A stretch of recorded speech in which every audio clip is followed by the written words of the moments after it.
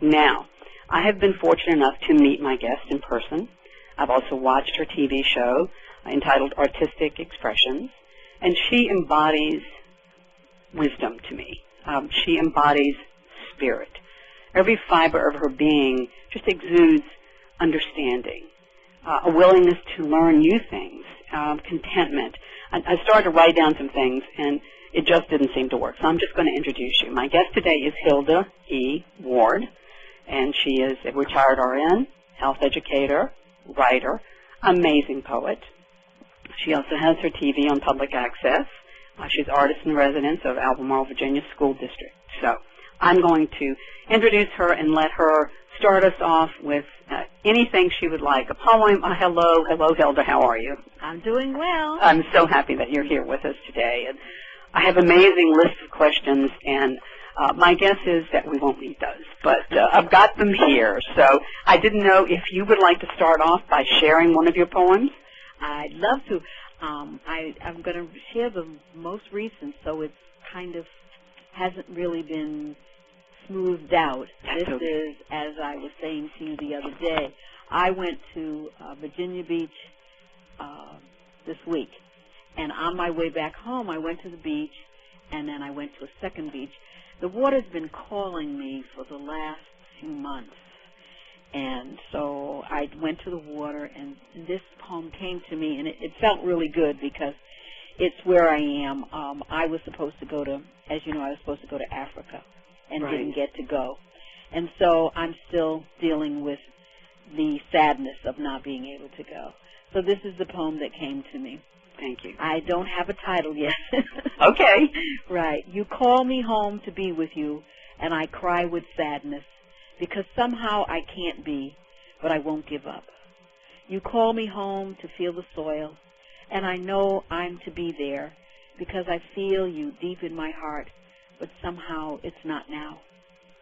And so I hear you calling to feel the light of children's eyes and vibrations of the sound of drums, and know I belong.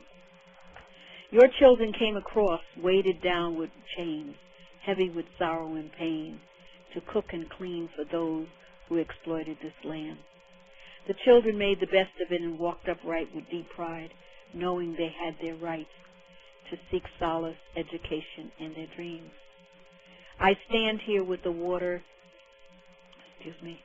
drawing us together, and I feel sadness pulling at my heart, and yet pride covers me, knowing that it has been done from your foundation.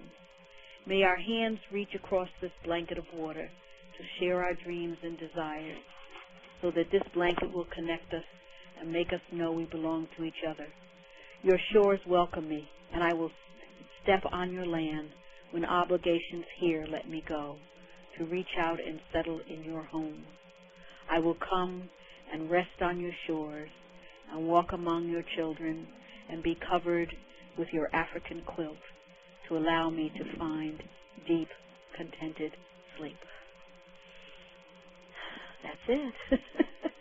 Well, I think I'm speechless, excuse me, but I have tears in my eyes. I just find it so amazing that you can put so much spirit in your words. It's just a magical ability that you have. It feels good. And what feels so good for me is that I was just sitting at the water. The first three phrases, the first three stanzas I wrote at Virginia Beach.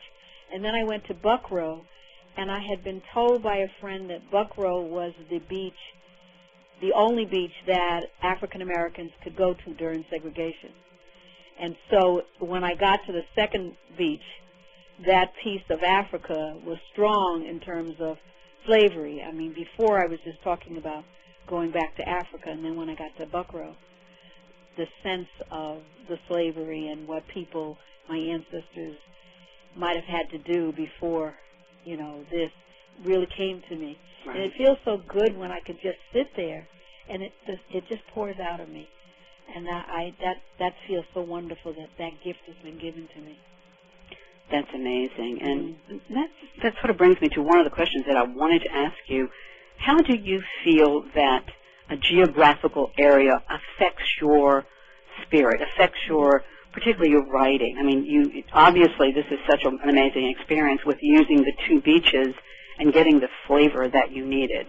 And other things in your life, have you noticed that the geographical area in which you're in makes a huge difference in where your writing goes? Yes, sometimes. I love going to the mountains.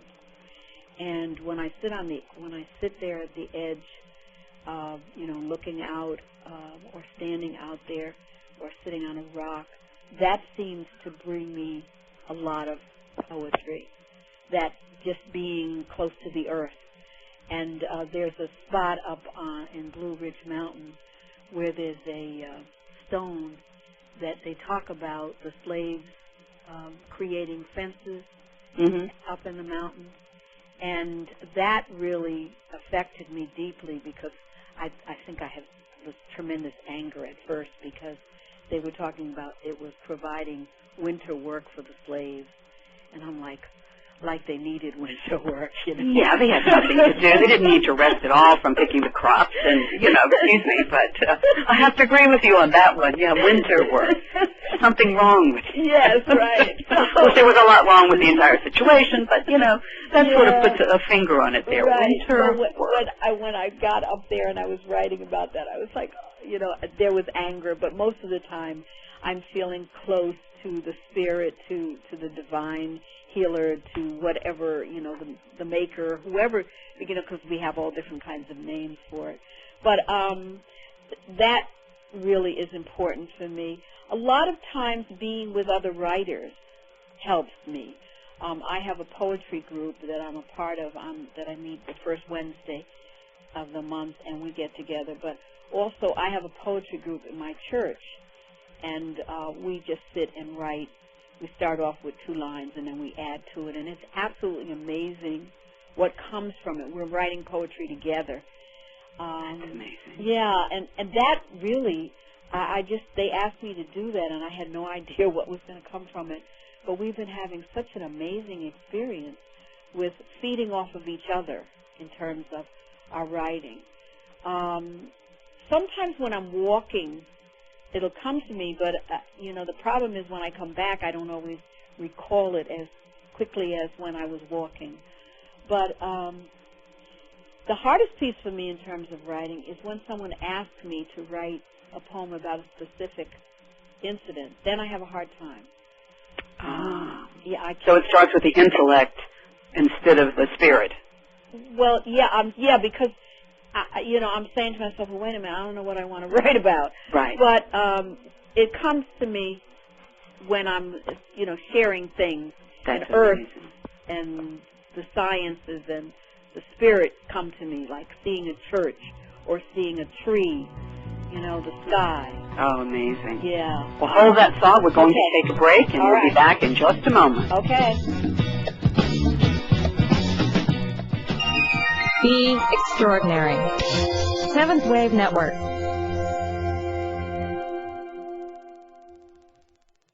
Step boldly forward on the path to personal and professional growth and a life of balance. SpiritsEvolving.com connects with individuals and businesses from around the world. The website is host to many tools for personal growth, including the suggested reading list, e-classes, intuitive color awareness guide, and Lee Channing's International Intuitive Advice column. SpiritsEvolving.com offers personal and business intuitive consultations, intuitive color awareness sessions, past life regressions, animal communication consults, and environmental interpretations. Holding to the highest ideas of integrity, professionalism, confidentiality, and respect, SpiritsEvolving.com exists to help each individual in his or her own growth process and to stimulate success for each of their corporate clients. Requests for information and or consultations can be made by visiting our website at SpiritsEvolving.com or call us toll-free at 888-S-EVOLVING. That's 888-738-6584. Or call direct at 434-984-8550. Spirits Evolving, promoting greater understanding of the personal and universal energy affecting our lives at home and in the workplace. Understanding your soul's truth. Learn about the blueprint of your soul and understand the contract you made in this lifetime. Do you want to know how to